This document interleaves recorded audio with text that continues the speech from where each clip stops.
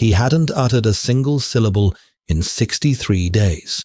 Top psychiatrists were baffled, and the most feared crime boss in New York was completely powerless.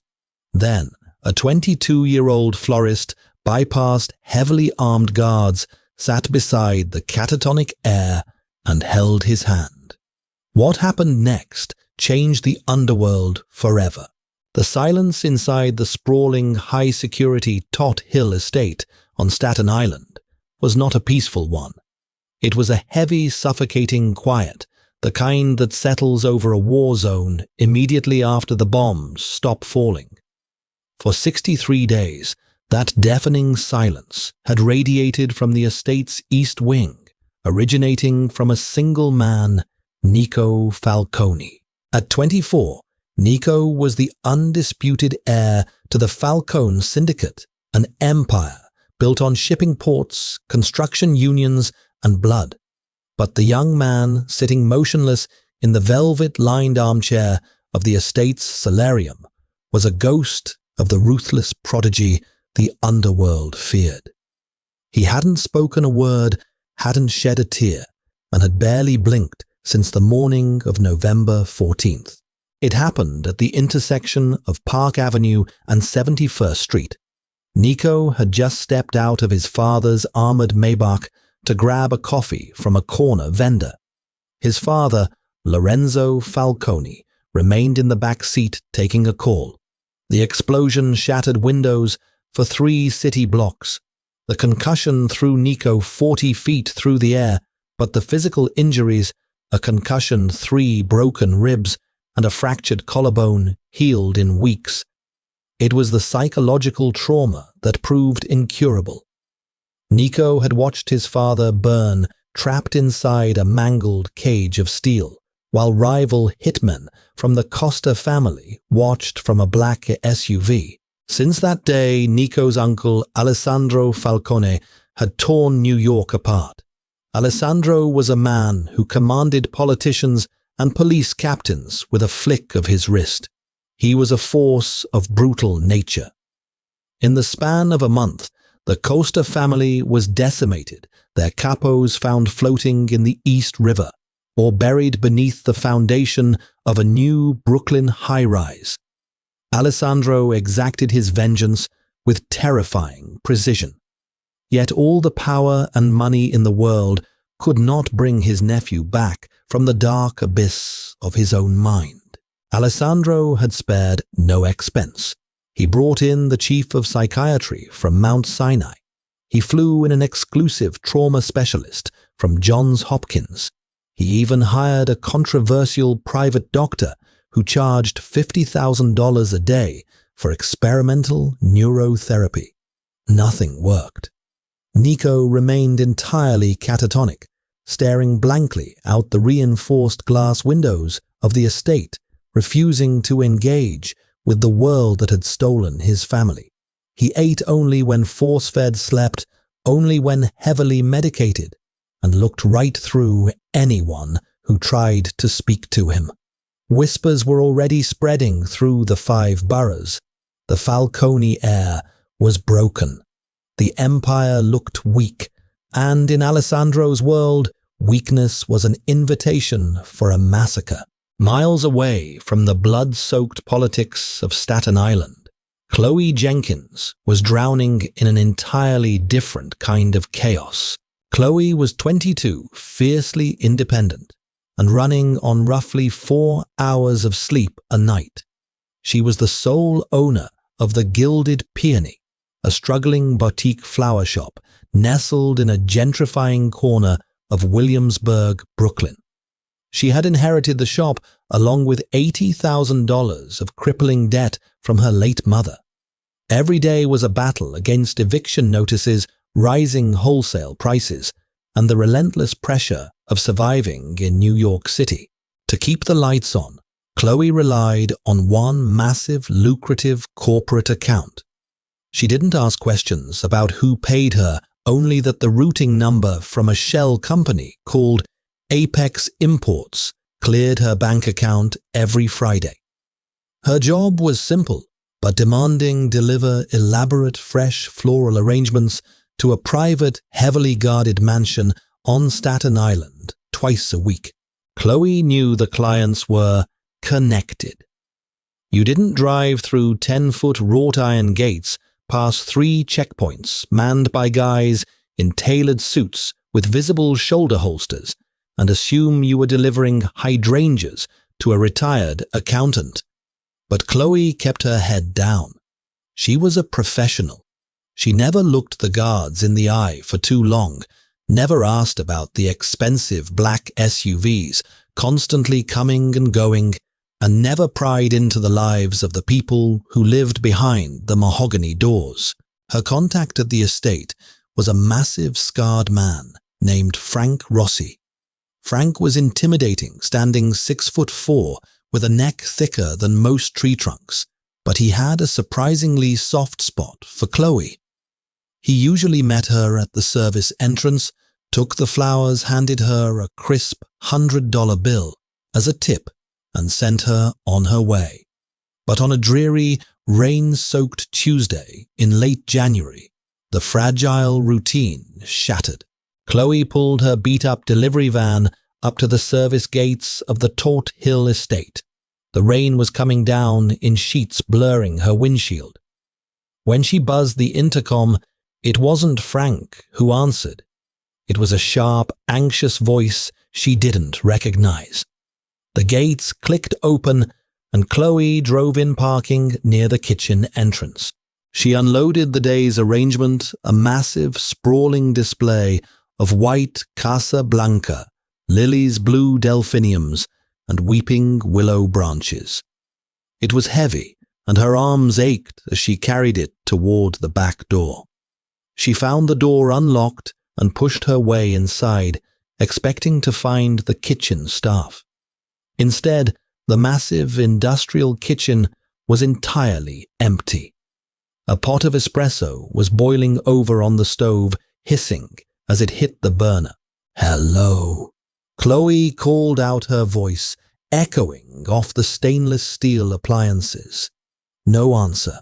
She walked through the kitchen, the heavy crystal vase straining her forearms. She needed to set it down in the main dining room, as per her usual instructions, before slipping back out. As she pushed through the swinging doors into the main hallway, she noticed the house felt different today. The usual low hum of activity, the muffled voices of men discussing business in the study, the footsteps on the marble floors, it was all gone. The silence was unnerving. She turned down the grand corridor, her wet sneakers squeaking slightly on the imported Italian marble. She took a left, intending to find the dining room, but the sheer size of the mansion disoriented her. She pushed open a set of heavy oak double doors, thinking they led to the dining area. Instead, she stepped into the solarium. The room was breathtaking.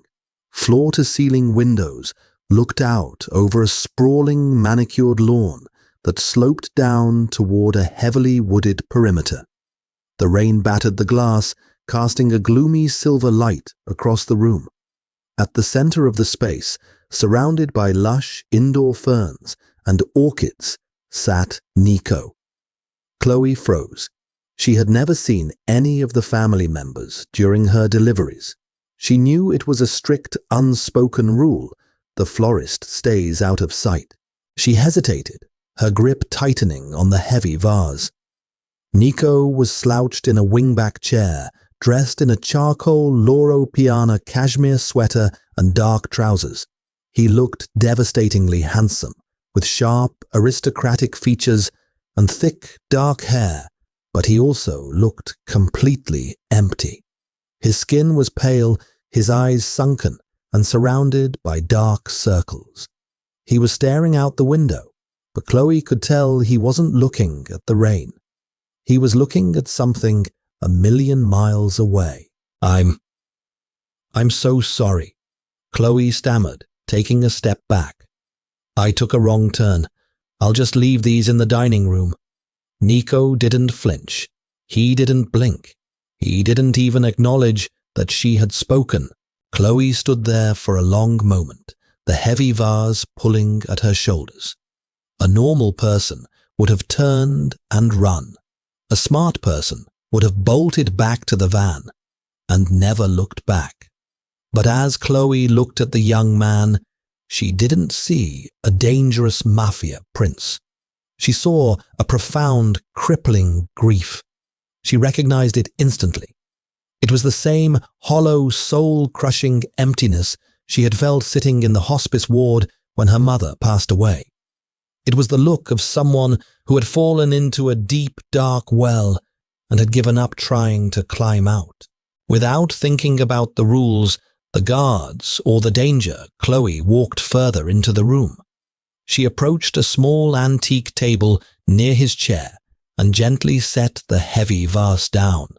The scent of the white lilies immediately filled the space, sweet and heavy. She turned to leave, but her eyes caught his hands. They were resting on the armrests of his chair, and they were trembling violently.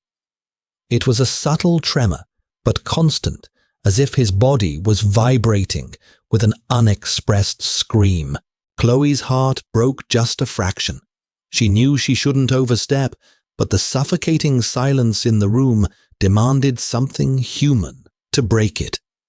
"It's pouring out there," she said softly, her voice steady and warm.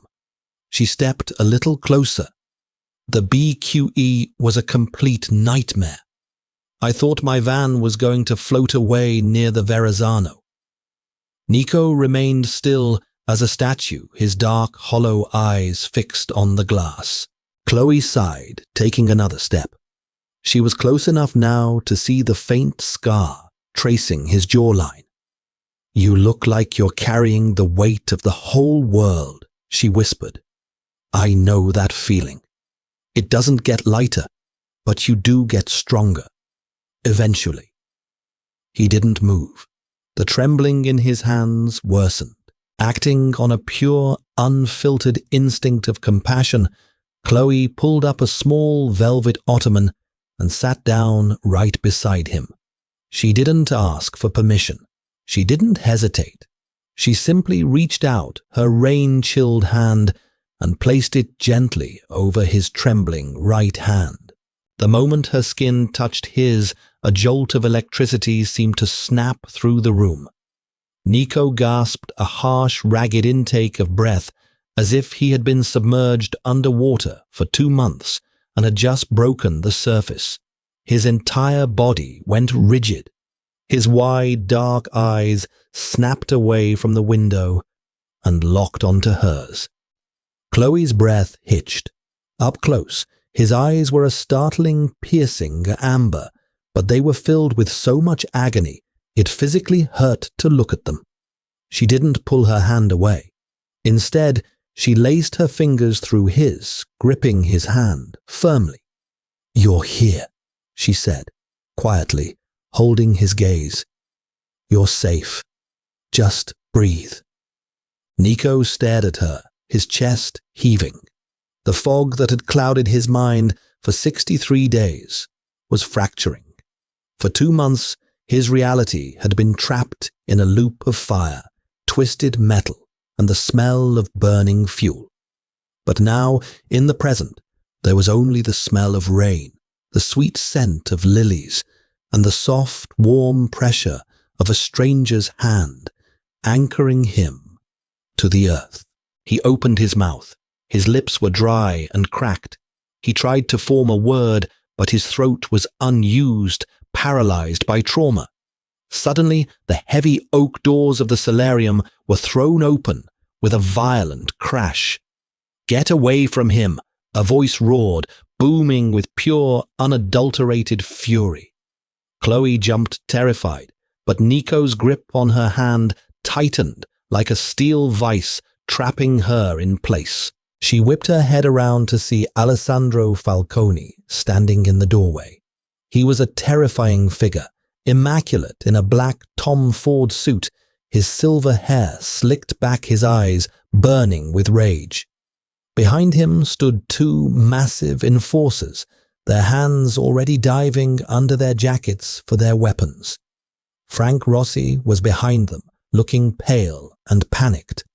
"I said step away from my nephew," Alessandro barked, marching into the room. "Who the hell let her in here, Frank? Grab her, Mr. Falcone." "I swear she must have wandered in," Frank stammered, stepping forward. Chloe's heart hammered against her ribs like a trapped bird. She tried to pull her hand back, terrified of the lethal men closing in on her, but Nico wouldn't let go. His fingers were locked around hers.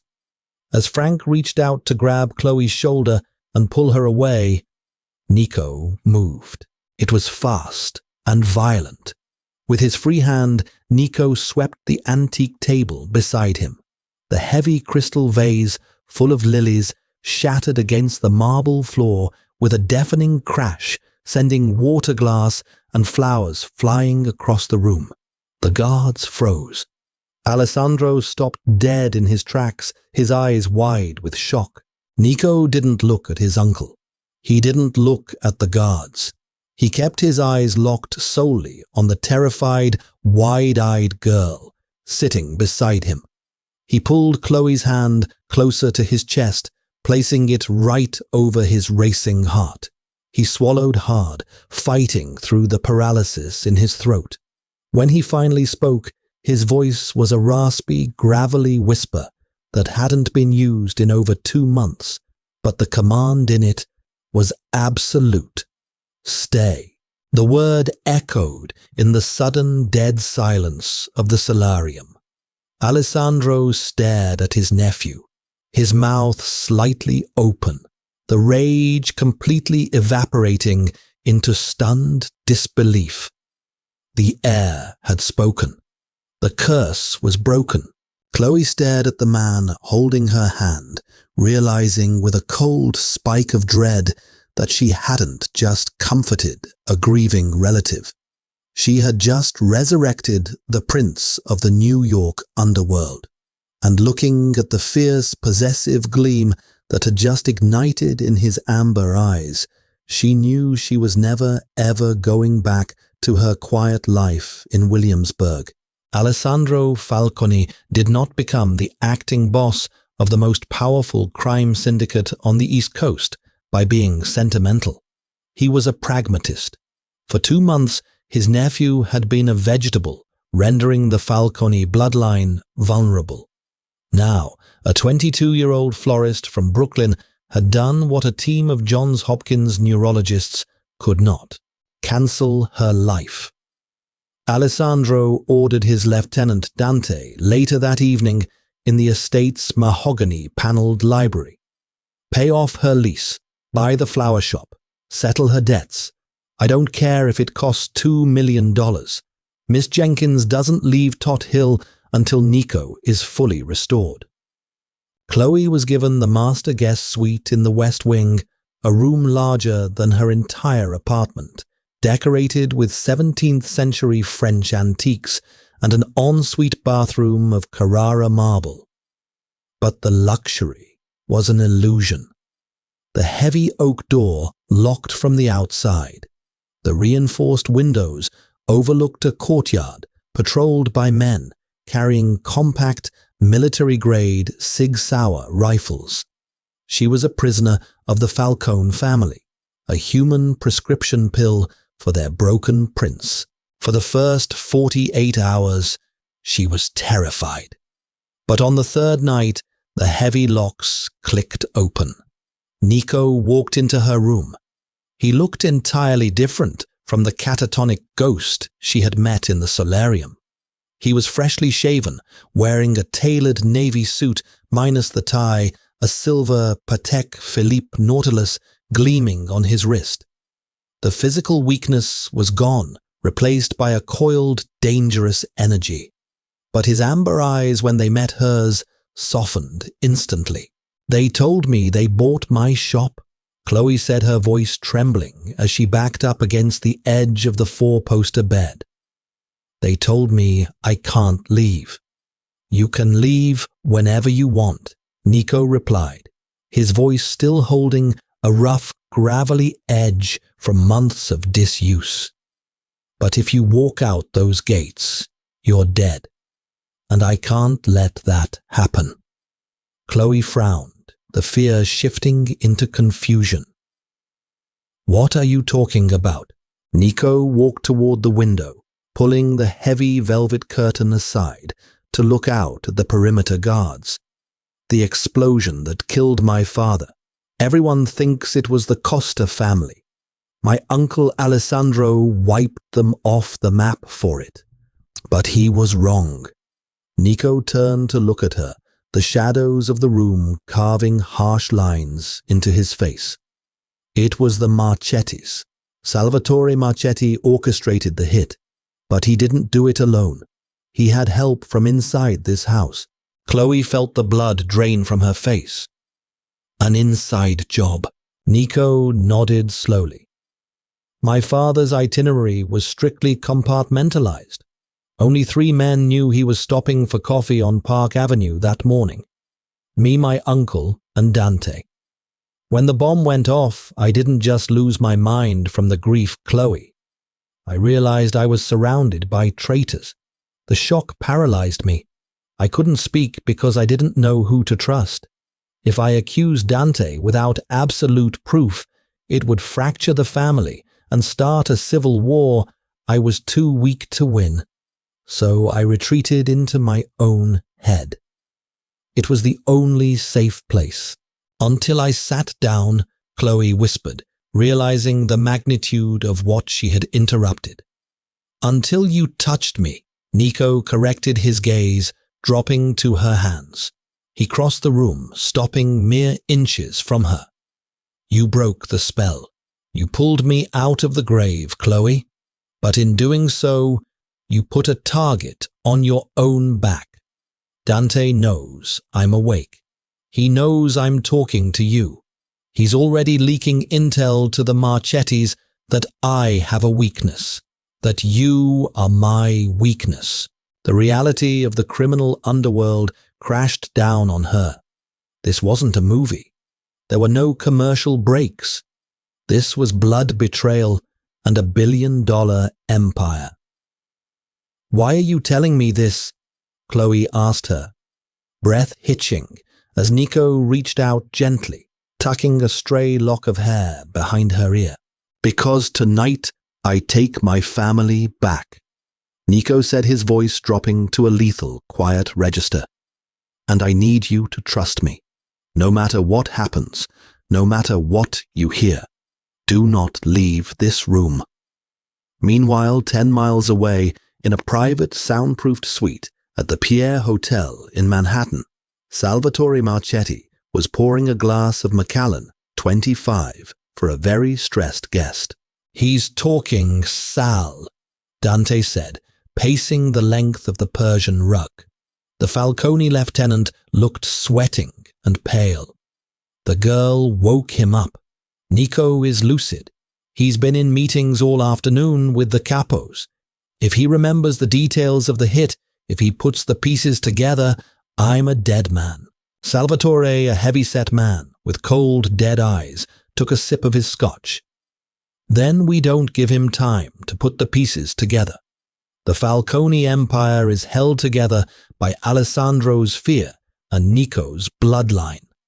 You take out the kid, the capos will panic, and my people will sweep Staten Island by morning. The estate is a fortress, Dante argued. Alessandro has 50 men on the perimeter, but you control the security rotations, Dante. Salvatore smiled thinly. Open the back gate at 3 a.m. My hit squad will handle the rest, and bring me the girl. If Nico is fighting for her, watching her bleed will break whatever little sanity he has left. The estate was eerily quiet at 3 a.m. Chloe sat awake in the velvet armchair of her guest suite, staring at the locked door. The anxiety was a physical weight in her chest. She had heard the muffled sound of a helicopter landing on the estate's helipad an hour ago, followed by the heavy thud of boots in the corridors. But now, there was nothing. Down in the security control room, Dante leaned over the chief operator. "Take a break, Paulie. Go grab a coffee. I'll watch the monitors." As soon as the operator left, Dante typed in his override code. On the screens, the heavy steel gates at the North Service entrance silently slid open. 3 unmarked black SUVs' headlights, killed, rolled onto the Falcone property like wolves slipping into a sheep pen. A dozen heavily armed machete hitmen poured out wearing tactical gear and suppressed automatic weapons.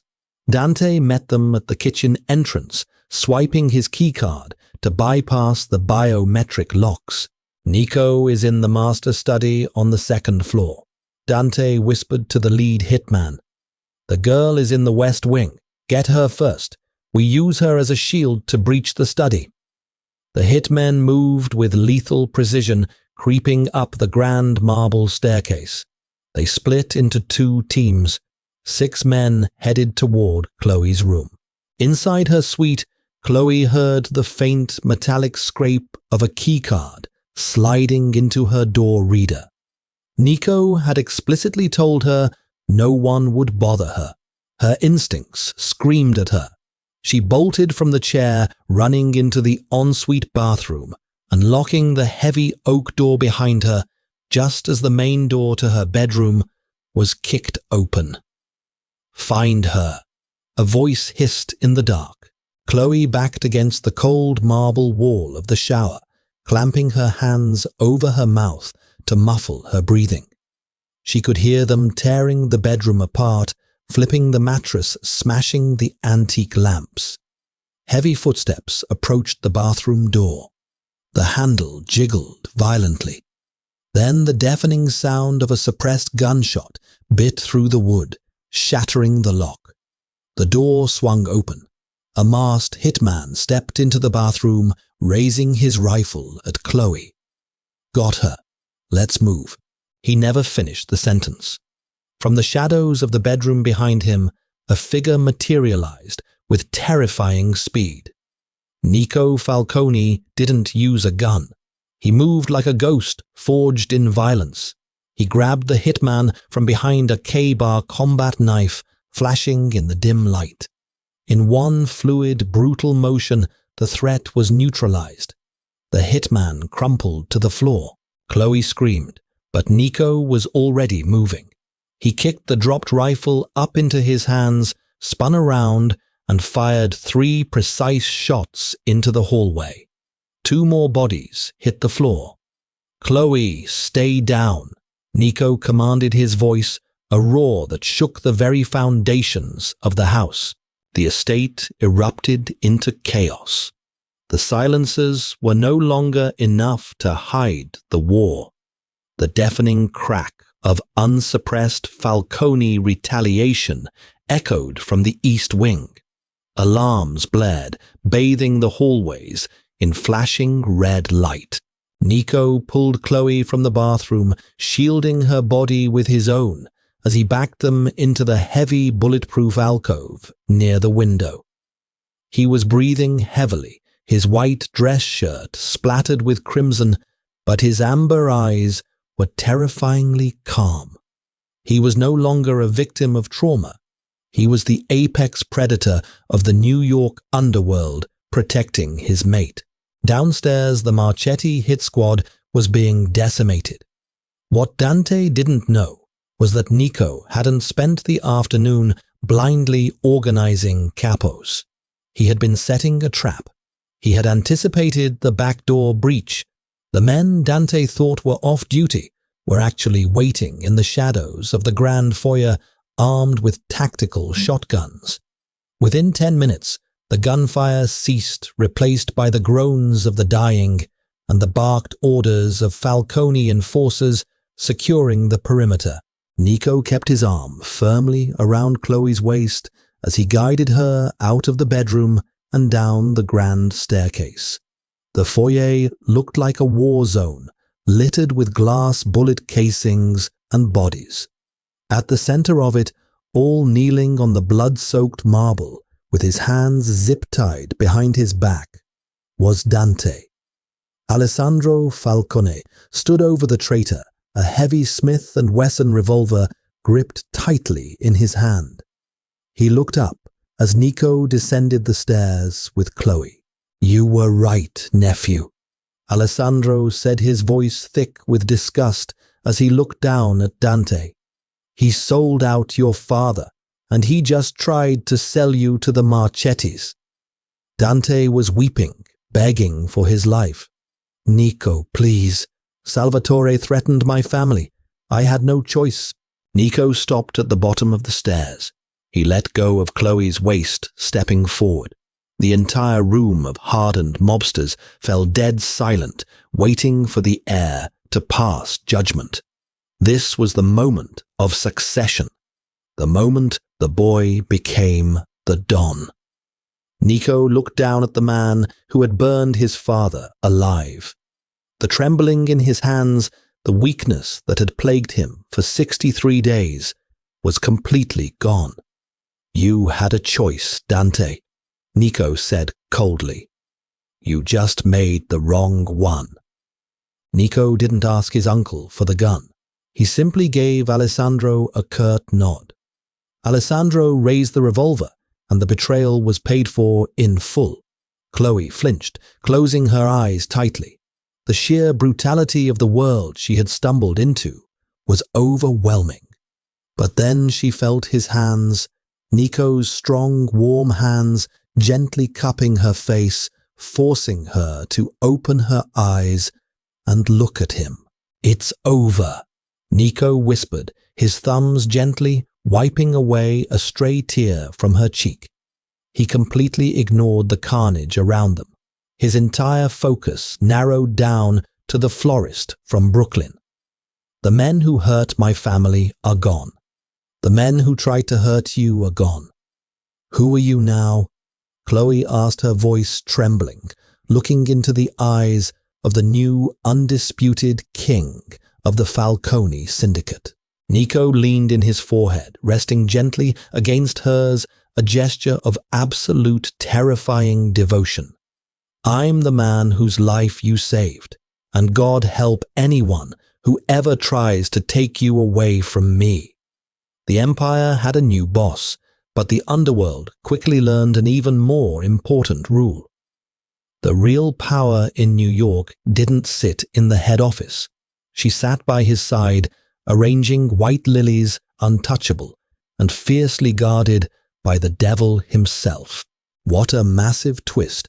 Chloe went from a struggling florist to the untouchable queen of the New York underworld, and Nico proved why the Falcone name is so feared. Did you expect Dante to be the traitor? Let me know your thoughts in the comments below.